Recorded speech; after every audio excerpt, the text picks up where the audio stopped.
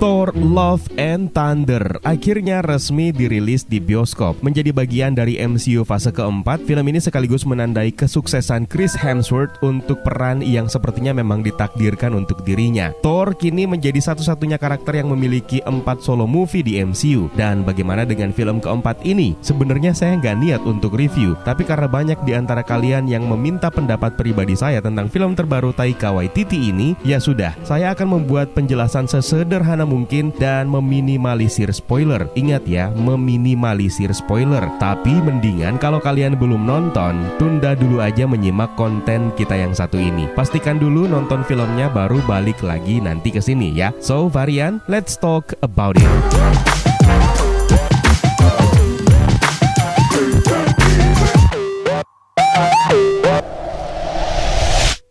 Sebelumnya, saya pengen kasih saran berhenti menggunakan kalimat turunkan ekspektasi ketika akan menonton film. Karena sebenarnya, ekspektasi itulah yang justru akan membuat kita merasakan hal-hal menarik dari film itu sendiri, puas atau muak. Mendingan berekspektasilah sewajarnya. Untuk kalian yang nggak pernah baca komik Thor, The God of Thunder, atau inspirasi komik lainnya, pasti punya ekspektasi lain dong terhadap film ini. Seperti misalnya pengen ngelihat acting ensemble cast-nya, ataupun plotline dari filmnya. Sementara buat yang sudah baca komiknya juga pasti punya ekspektasi lebih dong. So itulah yang akan membuat kita masing-masing memiliki penilaian tersendiri terhadap sebuah film, termasuk Thor Love and Thunder ini. Maka saya pengen mengingatkan sekali lagi buat kalian yang belum nonton filmnya, silahkan ditonton dulu di bioskop, karena pada dasarnya review non-spoiler pun sebenarnya bisa mempengaruhi penilaian kalian nantinya. Sementara saya sendiri tidak menjamin tidak bisa spoiler agar bisa memaparkan konteks dari setiap penilaian yang saya berikan. Kalian bisa buka video ini kapanpun kalau kalian mau kok. Nah, sekarang kita bahas saja filmnya. Thor Love and Thunder mengajak kembali Taika Waititi untuk duduk di kursi sutradara sekaligus menangani departemen cerita yang akhirnya tersaji di bioskop sekarang ini. Menyusul kesuksesannya menjadikan film Thor Ragnarok sebagai film terbaik dari trilogi sebelumnya. Harapan tersebut tentu saja sudah menjadi standar kita untuk berekspektasi sewajarnya terhadap film keempat ini. Dan apa yang kita dapatkan? Kita mulai dari aspek visual terlebih dahulu. Mungkin sudah menjadi langganan untuk saya memberikan apresiasi yang setinggi-tingginya buat tim Marvel Studios untuk memberikan penilaian positif dalam aspek ini. Karena memang mereka hampir selalu berhasil menyajikan grafik visual yang terlihat sangat realistis, kecuali di beberapa film ya. Dan untuk visual film yang satu ini sangat memanjakan mata. Colorful yang tidak mengganggu sama sekali, merepresentasikan apa yang terjadi di layar sampai kepada ide untuk memasukkan warna sebagai subplot di Shadow Realm. Itu ide yang menarik, sekaligus langkah cerdas untuk menghindari konflik lisensi dengan production house yang lain. Dan di sepanjang film, saya mungkin hampir tidak pernah merasakan ada yang fail dari grafik visual untuk film ini. Bahkan ketika adegan gelap-gelapan di New Asgard sekalipun, apalagi penggunaan item bayangan untuk menciptakan makhluk mengerikan sebagai bagian dari pasukan Gore the God Butcher. Penyajian visual Shadow Realm pun juga sangat realistis, sekaligus menarik.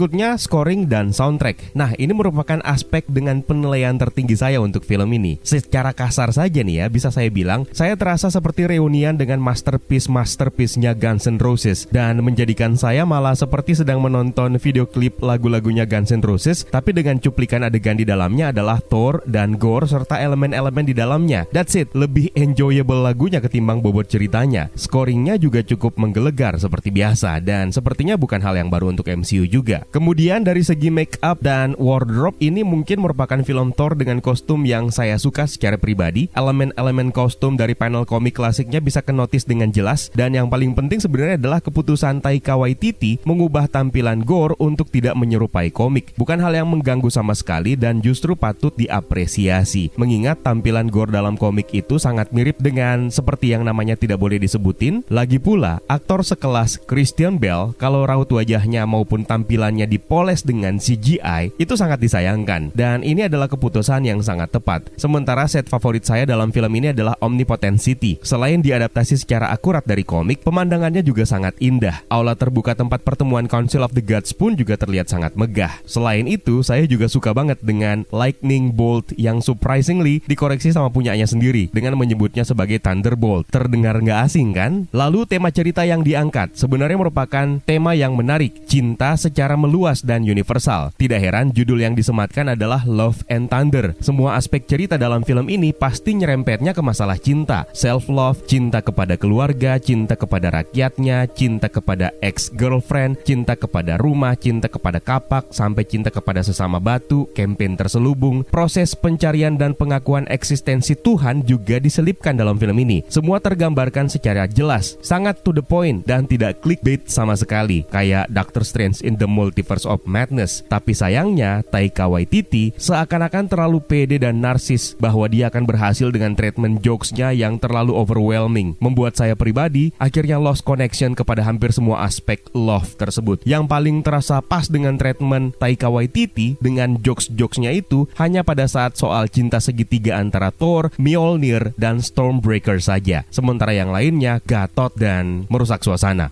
Sementara itu, untuk bagian ensemble cast, ini juga sangat menjanjikan. Dengan Chris Hemsworth yang memimpin film ini, semakin menegaskan kalau karakter Thor memang seakan diciptakan untuk dia perankan. Saya sampai sekarang sulit untuk membayangkan ada aktor lain yang memerankan Thor selain dia. Tapi yang paling menyita perhatian saya sebenarnya adalah Tessa Thompson. Saya bahkan kesal ketika Valkyrie terluka parah, sementara sorotan kamera malah fokusnya ke Jane Foster. Betul, dia adalah Valkyrie, tapi bahkan kamera pun seolah tidak respect dengan apa yang dialami oleh Valkyrie. Ini mengesampingkan representasi LGBTQ pada karakter ini ya, yang syukur-syukurnya diminimalisir sebaik mungkin. Dan mengejutkan malah ada representasi lain untuk itu, dan dia adalah Taika Waititi sendiri. Nah, maaf nih ya, saya adalah orang yang kagum terhadap Taika secara pribadi atas karya-karyanya, termasuk Jojo Rabbit yang terakhir saya tonton bersama Thor Ragnarok. Thor Ragnarok bahkan menjadi film spesial untuk saya, karena itulah film MCU pertama yang membuat saya mau nonton ke bioskop di minggu pertama. Sayangnya, experience yang sama tidak terulang sama sekali di film ini. Taika mengambil kendali pengarah film sekaligus aktor yang memerankan Korg. You know what? Saya punya masalah sama karakter ini. Di ending Avengers Endgame, saya mengingat hanya Thor yang ikut di Benatar, bergabung bersama The Guardians. Di film ini, dia ternyata juga ikutan bergabung. Oke, plot tersebut sangat bisa dijelaskan karena Korg mungkin off frame waktu itu. Tapi, selain menjadi narator, saya merasakan karakter ini memang dipaksakan untuk hadir demi mengeksekusi segala macam orientasi jokes Taika Waititi agar bisa dimasukkan dan fit in ke dalam film, yang tidak semuanya berhasil. Sampai akhirnya terjawablah, karakter inilah yang menjadi representasi nyata untuk campaign LGHDTV SEXMODERFAKER++++. Apa ada urgensi kehadiran Korg lainnya? Tolong bantu jelaskan, siapa tahu ada yang terlewatkan. Pasti banyak yang protes, kenapa bukan Christian Bale atau Natalie Portman yang menjadi yang terbaik untuk saya? Simple, semua salahnya skrip atau naskah yang ditulis sendiri juga oleh Taika Waititi. Natalie Portman bekerja cukup keras dengan effort yang tinggi untuk mendapatkan bentuk tubuh idealnya sebagai manusia super. Lengannya terlihat kekar, berotot, bobot tubuhnya juga bertambah, dan itulah yang patut diapresiasi setinggi-tingginya. Berbicara tentang karakter, Jane Foster itu seorang ilmuwan, jenius, pinter, lovable. Di sini setelah menjadi Mighty Thor, Jane malah bertransformasi menjadi lebih buruk, berusaha mencari slogan superhero-nya sendiri, which is itu nggak lucu sama sekali. Bertindak gegabah dan lain sebagainya. Salah? Iya salah, karena Mighty Thor adalah sosok Goddess of Thunder, yang di sini goddess atau dewinya itu menjadi ternodai. Konflik personalnya terhadap Cancer pun juga cenderung tertutupi, dan memang sangat tidak mungkin untuk ngeblend dua situasi dan gejolak yang bertolak belakang di satu waktu. Dan gara-gara setup karakter tersebut, saya jadi lost connection dengan strugglingnya dia dengan penyakit kronisnya yang sudah stadium 4 itu. Alhasil, kematiannya di ending cenderung forgettable dan menodai comebacknya dalam film ini. Soal Christian Bale, saya sendiri yakin banyak yang favoritkan Bale hanya karena prestasinya di sejumlah film, termasuk trilogi The Dark Knight kan, ngaku aja. Saya harus akui terpukau dengan sosoknya Gore yang diperankan Christian Bale di sini. Tapi sayang, bukan karena kesalahannya yang membuat saya tidak begitu suka, karena karakter ini malah kehilangan aspek intimidasinya di sebagian besar plot cerita. Padahal adaptasi perubahan yang terjadi kepada dirinya itu sangat kreatif dan punya potensi besar. Prajurit bayangannya ini bisa jadi senjata ampuh untuk memunculkan kengerian di setiap scene-nya. Tapi sayang itu tidak berhasil. Satu-satunya yang bisa kerasa hanyalah dari acting Christian Bale saja di babak awal. Dan ketika mengintimidasi anak-anak Asgard, di mana sisi psikopatnya itu berhasil keluar. Apakah itu cukup untuk menjadikannya yang terbaik? Enggak juga, karena development karakternya yang cenderung mengkhianati motivasinya sendiri, di mana di awal dia kehilangan anaknya, terus di babak pertengahan malah menjadikan anak-anak sebagai sandera, hingga di babak akhir meminta Thor untuk merawat anaknya. Inkonsistensi yang terlihat sangat nyata untuk skripnya. Beruntung acting Bell di sini menyelamatkan kekacauan divisi naskahnya sendiri sehingga mengalihkan perhatian penonton, dan kredit tersebut patut disematkan kepada Christian Bale. Russell Crowe sebagai Zeus, sebenarnya saya nggak masalah sih dengan karakter ini. Terserah mau diapain apapun juga nggak ngaruh-ngaruh amat ke penilaian. Namun yang jelas penggambarannya sangat berbanding terbalik dengan saingannya Odin Allfather. Odin terlihat jauh lebih bijaksana dan disegani, sementara Zeus malah lebih ke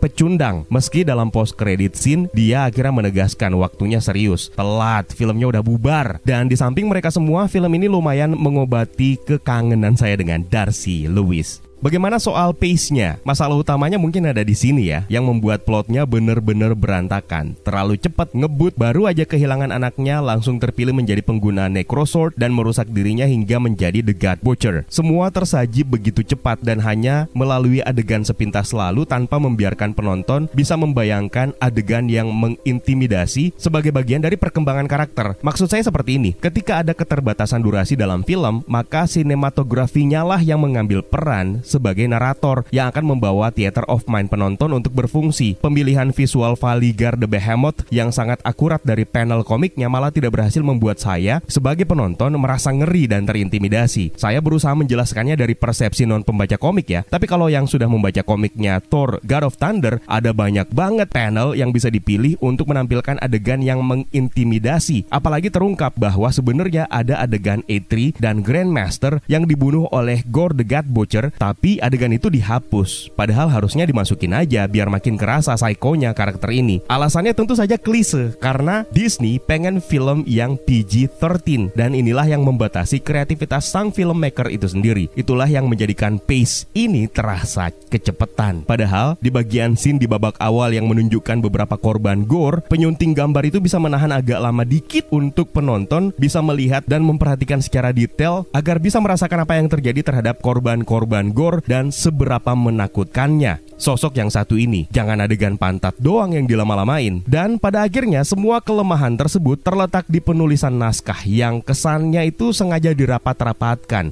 sehingga kehilangan arah dan tujuan yang jelas. Ini bahkan sudah terdeteksi sejak babak awal film melalui penampilan Guardians of the Galaxy yang memang harusnya ada sebagai kontinuitas MCU dari Avengers Endgame. Tapi tetap aja begitu terasa cepat, yang harusnya kita bisa merasakan ya kok malah pisah. Motivasi mereka berpisah juga receh. Artinya tanpa harus ada Guardians of the Galaxy pun juga gak bakalan ngaruh ke film. Bisa aja melalui narasi seperti misalnya Korg menceritakan berpisahnya Thor dan Jane Foster untuk menceritakan kisah perpisahan The Guardians dan Thor. Lagi-lagi ini hanya berakhir sebagai sebuah fan service semata yang cenderung forgettable. Belum lagi soal twist yang sangat minim dalam film ini. Lurus-lurus aja tanpa ada unsur wahnya. Kalaupun ada, plot twistnya receh dan gak megah sama sekali. Kesimpulannya, Taika Waititi dan Kevin Feige gagal menginterpretasikan Love and Thunder ini sama berhasilnya seperti Ragnarok, yang mana di sana kita bisa merasakan intimidasi Hela, and at the same time